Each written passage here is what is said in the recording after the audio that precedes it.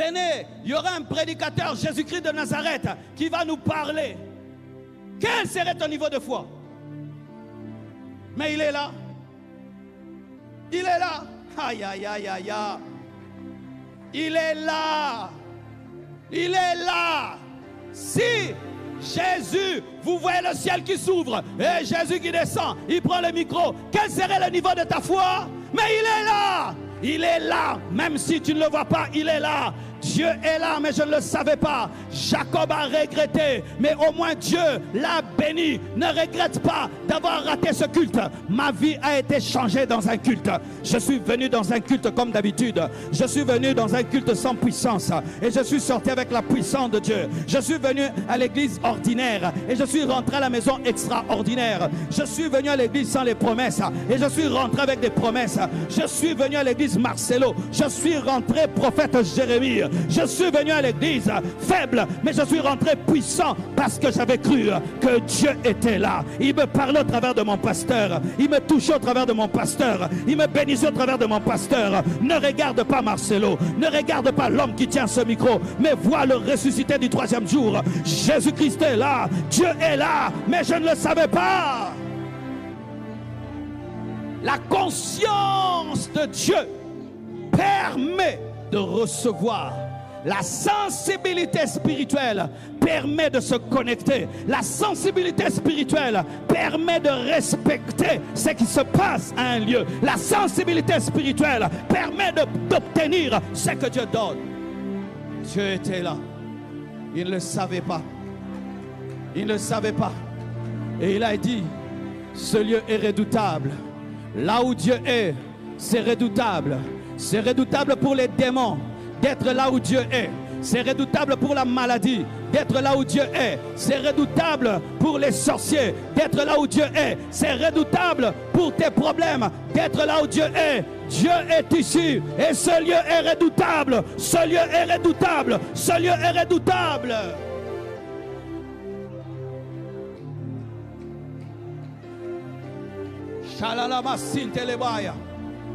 Si tu as la foi, tu as une béquille, tu la jettes. Si tu as la foi, tu as la foi que le même Jésus de la Bible est ici. Libère toute ta foi, libère toute ta foi, libère toute ta foi, libère toute la foi que tu as. Si tu crois que le même Jésus-Christ de la Bible est ici. Alléluia.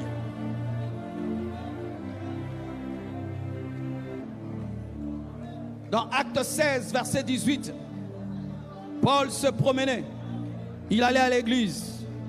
Et il y a une femme qui avait un esprit de python qui poursuivait Paul et son équipe et qui disait, ceux-ci sont les serviteurs de Dieu. Ils vous annoncent la voie du salut. Et cette femme a fait cela pendant longtemps. Et la Bible dit, Paul, fatigué, se retourna et chassa l'esprit de python. La sensibilité spirituelle te permet de savoir quand est-ce que le diable parle au travers de quelqu'un. Même s'il dit la vérité, tu peux discerner derrière la vérité le diable. Et sachez que la vérité dans la bouche du diable devient le mensonge. Je répète, la vérité dans la bouche du diable devient le mensonge. La vérité dans la bouche du diable devient le mensonge. Même si un féticheur te dit la vérité, ça devient le mensonge. Même si un faux prophète te dit la vérité, ça devient le mensonge. La femme qui avait l'esprit de python avait dit la vérité, mais c'était le mensonge. Pourquoi? Parce que le but, c'était de créer une confusion entre la doctrine du python et la doctrine de Jésus. Elle voulait mélanger le ministère de Paul avec l'esprit de python. Je prie que Dieu te donne le discernement des esprits qui séparent les choses et qui enlève la confusion, que Dieu te donne le discernement des esprits pour que tu sortes de la confusion et que tu puisses discerner les fausses vérités et les vraies vérités, les fausses vérités et les vraies vérités. Quelqu'un peut te dire la vérité pour entrer dans ta vie et te détruire. Cette femme disait la vérité, mais elle voulait entrer dans le ministère de Paul pour le détruire. Et quelqu'un peut te dire des choses qui sont vraies, des choses qui sont bonnes, mais avec le but d'entrer dans ta vie et te détruire. Et c'est seulement le discernement des esprits qui peuvent te permettre de discerner l'esprit de Python derrière la vérité. Ce n'est pas parce que quelqu'un te dit des bonnes choses qu'il t'aime. Cette femme disait des bonnes choses. Ce n'est pas parce que quelqu'un t'encourage qu'il t'aime. Quelqu'un peut t'encourager, mais pour détruire ta vie un jour. Ce n'est pas parce que quelqu'un te prêche la saine doctrine que c'est toujours Dieu. Elle disait la vérité, c'était la saine doctrine, mais le diable était derrière. Le diable sait réciter les versets. Il a récité des versets lorsqu'il a tenté Jésus. Mais ce n'est pas parce qu'il récite des versets qu'il est dans la vérité. Que Dieu te donne le discernement des esprits par la sensibilité. Lorsque tu n'as pas la sensibilité, on va t'escroquer facilement. On va t'escroquer facilement. Les escrocs vont te voler ton argent, vont te dévier, vont te détruire. Cette femme était dans l'escroquerie. Elle prophétisait pour donner l'argent à ses maîtres. Elle a prophétisé sur Paul parce que c'était la nouvelle doctrine qui était à la mode, qui avait du succès. C'était une stratégie financière. Mais lui, il a discerné cela. Il a détruit ce projet. Je prie que tous ceux qui sont sous l'emprise d'un escroc, que Dieu vous ouvre les yeux. Je prie que quiconque ici est sous l'emprise d'un escroc, tu lui as donné ta confiance, mais il est escroc, que Dieu t'ouvre les yeux, que Dieu t'ouvre les yeux. Cette femme voulait démolir Paul, mais elle disait la vérité.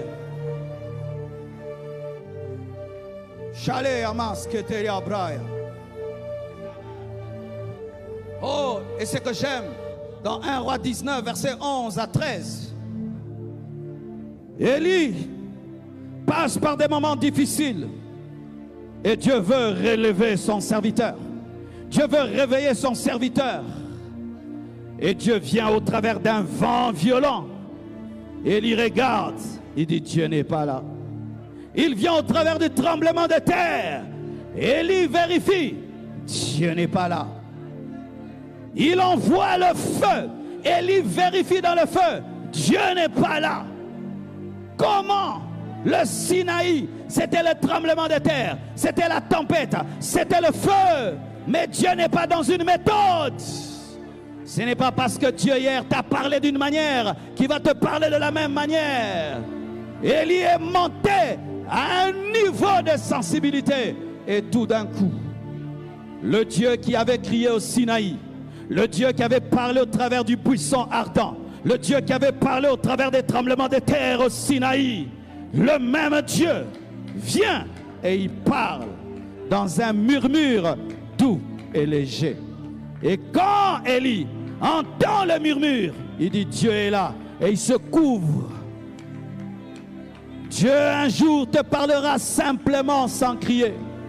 Dieu un jour te parlera, même quelqu'un ne dit pas Dieu a dit. Il dit seulement je te conseille, mais c'est Dieu.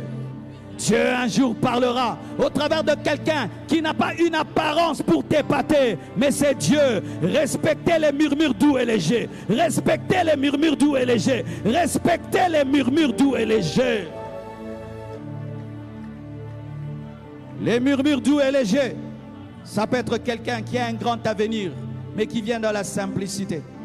Le royaume des cieux, des fois, vient sans éblouir le regard. Dieu peut t'envoyer quelqu'un qui est comme Jean-Baptiste. Il s'habille en peau d'animaux, mais c'est lui le précurseur de Jésus. Ne dis pas Dieu pour me parler. Il faut que tu parles comme ça, comme ça. Il n'est pas obligé de parler dans le feu. Il n'est pas obligé de parler dans la tempête. Il n'est pas obligé de parler dans le tremblement de terre. Il parle comme il veut. Et des fois, tu entreras dans un jeûne et tu dis, un ange va m'apparaître, Jésus va m'apparaître. Aucune apparition, rien. Il te donne seulement un verset biblique. Il te donne seulement un verset biblique. Et cela est suffisant. Kenneth Hagin, l'un des grands hommes de Dieu aux États-Unis, ça avait été transformé par un verset biblique. Un verset. Tout ce que vous demanderez en priant, croyez l'avoir reçu et vous le verrez s'accomplir. Ce verset-là, Dieu lui a donné. C'est tout. Avec ce verset, il a commencé à arracher les cancers. Tu as un cancer, il arrache ça. Il a commencé à prier, les malades étaient guéris. Il a fondé l'un des plus grands ministères aux États-Unis. Un verset biblique, murmure doux et léger. Pourquoi tu veux que Dieu te parle comme tu veux? C'est lui le chef. Il peut te parler par un songe lundi. Mardi, il ne te parle pas par le songe. Il te dit ouvre ta Bible. Je connais un homme de Dieu. Il ne dit jamais Dieu m'a dit. Il dit toujours je te conseille. Et si tu prends ces paroles à la légère, tu vas croire que Dieu ne lui a pas parlé. Lui il dit seulement je trouve bon, hein, je trouve bon. Mais il a le Saint-Esprit. Tu peux prier et tu dis Dieu parle-moi. Et tu entends, tu attends entendre une voix. Mais tu veux seulement sortir embouteillage. Tu veux rentrer comme ça embouteillage. Tu veux aller comme ça embouteillage. Dieu t'a parlé, il ne veut pas que tu puisses partir. Dieu parle de plusieurs manières. La sensibilité spirituelle te permet d'entendre quand Dieu ne crie pas. Parce que lorsque tu as une oreille sensible, même si quelqu'un ne crie pas, tu entends. Frères et sœurs, tu as besoin de développer l'oreille spirituelle. Ou même quand Dieu parle dans ton cœur, tu entends comme si il parlait par l'oracle, comme s'il avait pris un baffle quand il parle dans ton cœur. Tu sais, des fois même Dieu peut te parler, il ne dit rien. Tu sens seulement une émotion en toi. Tu sens un dégoût. Dieu t'a dit arrête. Ou des fois tu sens une grande joie. Tu dois faire. Dieu te dit continue. Il n'est pas obligé de mettre des mots.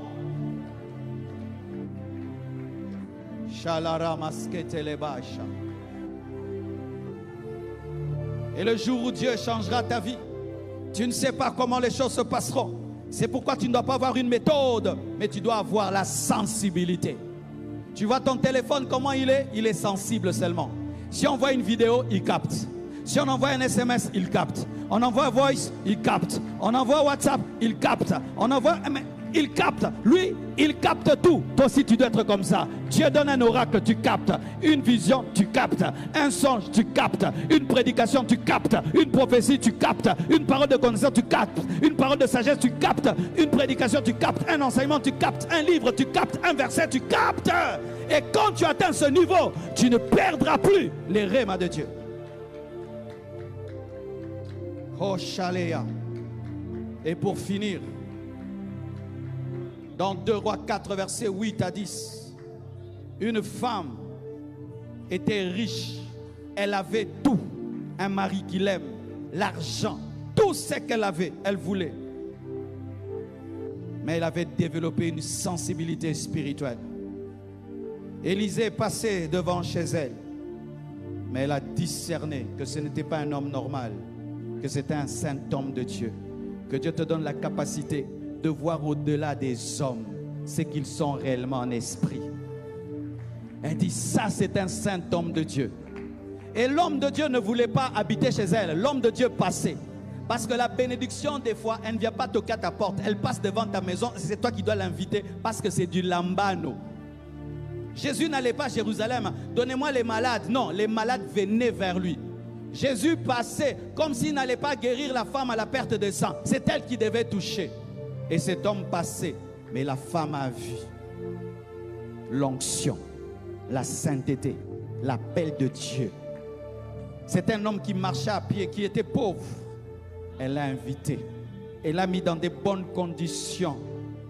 Et le serviteur dit, cette femme qui nous reçoit, elle a la richesse, elle a tout, mais elle a un problème, elle n'a pas d'enfant. Elle a cédé une chambre, elle a reçu un bébé parce qu'elle avait le discernement de voir l'onction sur un homme normal. Qui suis-je pour toi? Qui suis-je pour toi? Si je suis un bon parleur, tu entendras seulement des bonnes paroles. Qui suis-je pour toi? Si je suis un homme sage, tu auras que la sagesse. Qui suis-je pour toi? Si je suis un homme intelligent pour toi, tu auras que l'intelligence. Mais si je suis un oint de Dieu pour toi, c'est l'onction de Dieu qui te touchera. Si je suis mandaté pour toi, c'est le mandat de Dieu qui te touchera. Je serai dans ta vie ce que tu vois dans ma vie. Hey! La femme voit, le mari bénéficie.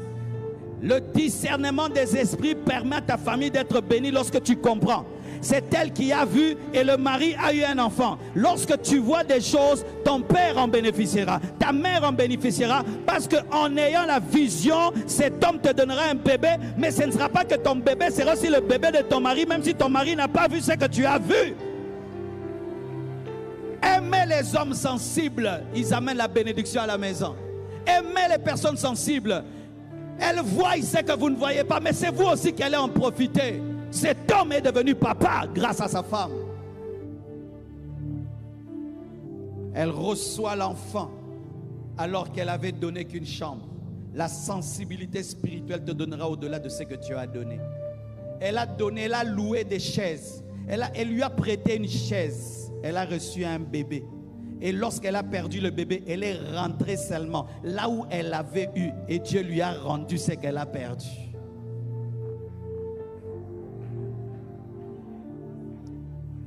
Mes frères et sœurs, tout ce que je vous prêche, je le vois. Vous savez comment mon pasteur m'a imposé les mains? Mon pasteur nous formait, on était des enfants de 18 ans, 19 ans, 20 ans. Il jeûnait pour nous, il nous imposait les mains, il nous enseignait. Les gens lui disaient, tu perds ton temps sur ces gamins, sur ces enfants, tu perds ton temps. Mon pasteur nous avait formés, mais il ne croyait pas en nous. Il pensait qu'on ne captait pas son message, qu'on était incapable de redire ce qu'il prêchait. Et il a été dans le doute. Il disait qu'il allait nous consacrer, il ne nous consacrait pas. Il reportait, il reportait. Un jour, mes frères, je vais aller à l'église. Normalement, pour m'asseoir seulement et dire Amen. Dieu me dit, prie. Je prie. Prie encore, je prie. Prie encore. Oh, prie encore. J'ai dit, mais comment je vais prier beaucoup comme ça? Moi, je vais seulement m'asseoir. Prie. Il m'a fait prier comme si j'allais prêcher. Mais je n'étais pas au programme. En ce temps-là même, je ne prêchais jamais à l'église. Et puis, je vais m'habiller normalement. Il dit, porte tes meilleurs vêtements. Oh, mais comment ça? Tu me fais beaucoup prier et tu me dis de bien m'habiller. Qu'est-ce qu'il y a aujourd'hui? Fais seulement. J'arrive, mes frères, je m'assieds devant. Mon pasteur envoie quelqu'un m'appeler. Le pasteur chez nous s'asseyait devant. Et moi, je m'assieds toujours devant là. Et monter en haut là-bas, c'était grave. On me fait monter en plein culte devant. Et je m'assieds à côté de lui. Et puis il me regarde. Il me dit, est-ce que tu peux exhorter avant que je prêche? Je dis, moi, exhorter dimanche à l'église. J'avais jamais même prêché en semaine. Je voulais dire non. L'Esprit me dit, dis oui. J'ai dit oui, je vais exhorter. Et il me pose la question, tu veux exhorter sur quoi? Et je ne savais quoi dire. J'ai dit, je vais seulement parler. Il me regarde. Il dit, ok. Et puis on me fait descendre. Quand seulement je m'assieds, le Saint-Esprit me dit, j'ai dit à mon serviteur de vous imposer les mains, mais il doute. Tu vas lui démontrer que vous avez capté le message. Tu vas prêcher ce qui te prêche. Introduction, développement et conclusion. Tu vas lui dire ce qu'il prêche pour qu'il sache que vous entendez. Et puis tu vas ajouter ta particularité. Et puis on me dit, Marcelo va nous exhorter. Frère, je monte. Il avait un message qu'il prêchait. La foi, la puissance de la prière. La persévérance, la puissance de la foi. J'ai prêché ce message comme il prêchait, avec les mêmes mots, avec les mêmes gestes, avec tout comme il faisait. Et puis j'ai ajouté, quand j'ai fini, il est monté, il a dit, je vais imposer les mains à cette nouvelle génération. Une semaine après ou 2 semaines, il nous a imposé les mains. La puissance de Dieu est tombée sur moi, est tombée sur mes amis. On a explosé dans le monde entier. Pourquoi? J'ai senti que ce jour-là n'était pas un jour comme tous les autres. Le ciel était bleu, mais spirituellement, il y avait quelque chose. C'était un matin comme les autres, mais je sentais quelque chose. Nzamba peso sensibilité pour betanzadité. Nzamba peso sensibilité pour betanzadité. Oh, donne-moi un amen. Il y a des jours qui ne sont pas comme les autres jours. C'est le jour. C'est le jour. Si je n'avais pas prié, si je ne m'étais pas préparé, j'allais échouer et j'allais condamner toute une génération. C'est pourquoi quand tu te réveilles le matin, capte le ciel. Capte le ciel. Seigneur, c'est comment cette journée? Terrible. Terrible? Oui. Mais je ne sens rien. C'est terrible. Sois prêt. Sois prêt. Et quand tu sors, tu es aux aguets. Tu es aux aguets. Tu sais que quelque chose va m'arriver aujourd'hui. Mais quand tu n'as pas la sensibilité, un jour extraordinaire, tu ne seras pas prêt. Tu seras comme quelqu'un qui en a fait une passe, mais tu n'étais pas à l'endroit pour recevoir la passe. Qui sont les meilleurs buteurs? Les meilleurs buteurs sont des gens qui savent se placer à l'endroit où la passe doit arriver avant la passe et qui se synchronisent à la trajectoire du ballon et à la vitesse du ballon. Et quand ça arrive, pourquoi? Ils savaient que Zoya boye, Napenoya Kotoyo, et puis nos bêtes à boye. Place-toi. Et il faut quoi? La sensibilité.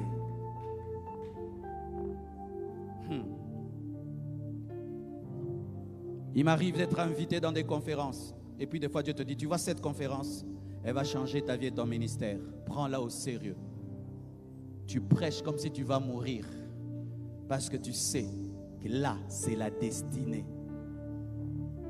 Mais des fois, ta destinée est à ta porte. Mais toi, tu ne sais pas.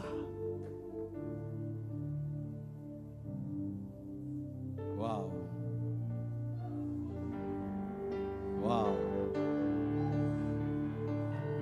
Waouh. Waouh. Yes.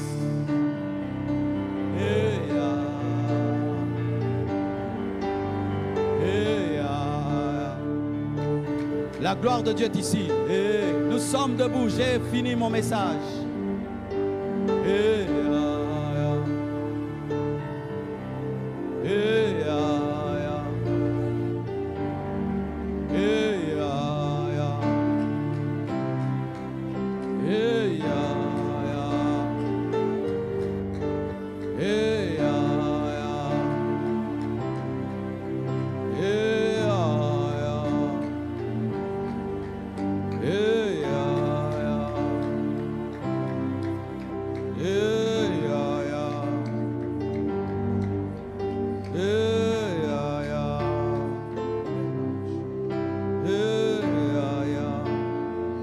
Commençons à prier.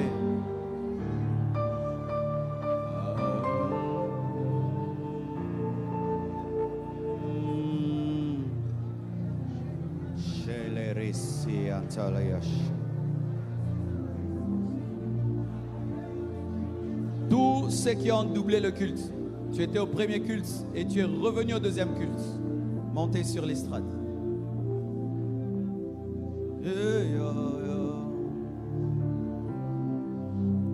Seulement cela, pas tout le monde. Il y a des gens qui ont fait 2 cultes. Dieu les a touchés au premier et puis ils sont revenus au deuxième. Le Seigneur veut honorer votre soif. Montez. Vous êtes là où je prêche.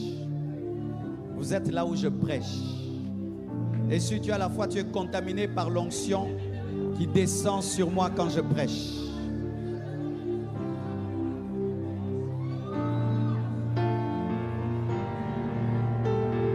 Jamais David.